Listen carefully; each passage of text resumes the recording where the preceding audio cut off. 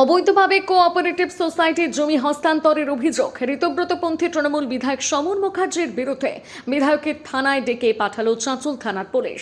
ক্ষমতার অপব্যবহারের অভিযোগ, দায়িত্বে থাকাকালীন কাউকে কিছু না জানিয়ে কোঅপারেটিভ সোসাইটির জমি বিক্রির অভিযোগ বিধায়ক সমর মুখোপাধ্যায়ের বিরুদ্ধে চাঁচল থানায় লিখিত অভিযোগের ভিত্তিতে বিধায়ককে থানায় ডেকে পাঠালেন চাঁচল থানার পুলিশ। সমবায় সমিতির জমি বিক্রির মামলায় বুধবার বিধায়কের তলব করে মালদার চাঁচল থানার পুলিশ। সকাল 10টা নাগাদ থানায় পৌঁছন রতুয়ার বিধায়ক সমর মুখোপাধ্যায়।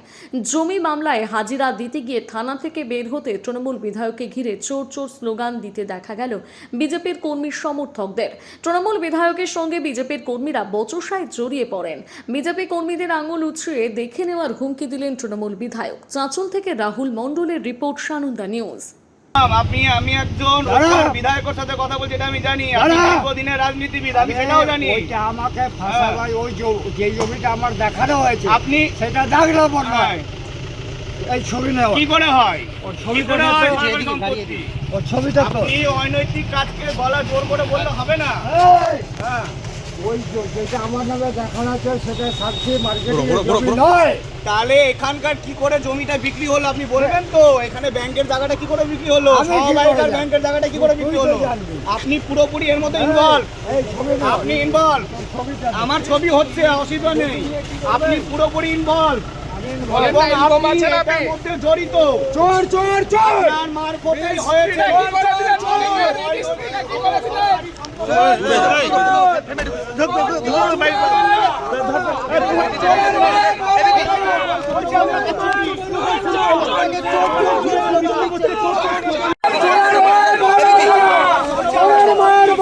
চাঁচল কোঅপারেটিভের ব্যাংক রয়েছে এবং কোঅপারেটিভের দীর্ঘদিন উনি জেলা থেকে দায়িত্বে ছিলেন।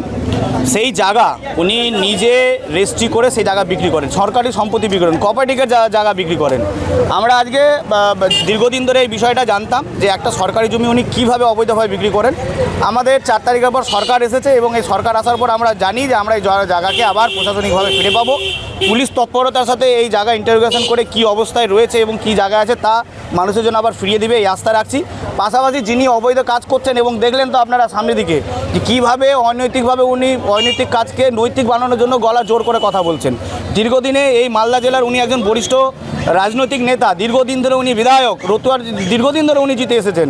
আজকে দেখুন এই বয়সকালে উনি যেভাবে সরকারি সম্পত্তি আত্মসাৎ করার চেষ্টা করেছেন, তাই আমরা আজকে সকলে মিলে এসে একটি বিক্ষোভ দেখিয়েছি এবং আমরা চাই যাতে সরকারি সম্পত্তি আবার পুনরুদ্ধার হোক, মানুষের জনগণের যা সম্পত্তি তার সাথে আবার ফিরে আসে।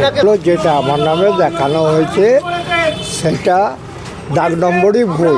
এটা আমাকে কালিমালিপ্ত করার জন্য এগুলো বলা হয়েছে। কবে নোটিশ করেছিল আপনাকে? কবে নোটিশ পেয়েছেন? আমি কালকে রাত্রে পেয়েছিলাম, আমি এসেছি। কি বললেন?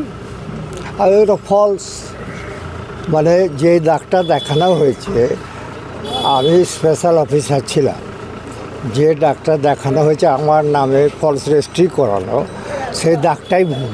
কনস্পিরেসি নাকি এটা? হ্যাঁ, তোর এই ছেলেটাকে নাম বলছে না, ভয় পাচ্ছে, এই যে বলছে আর কি, বুঝে নাও কী ব্যাপার। আচ্ছা, জমি কি তাহলে বিক্রি হয়েছে? জমি কি বিক্রি হয়েছে? আমি জানি না।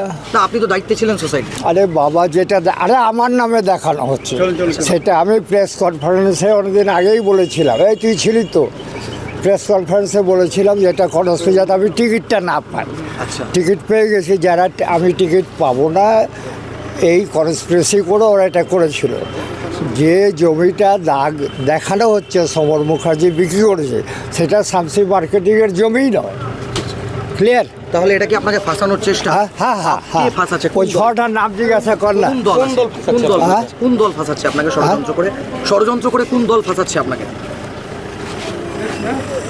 এটা যারা আমার টিকিট বাধা দিয়েছিল তারাই এটা করে। এটা কি দলের লোক? আপনার দলের লোক?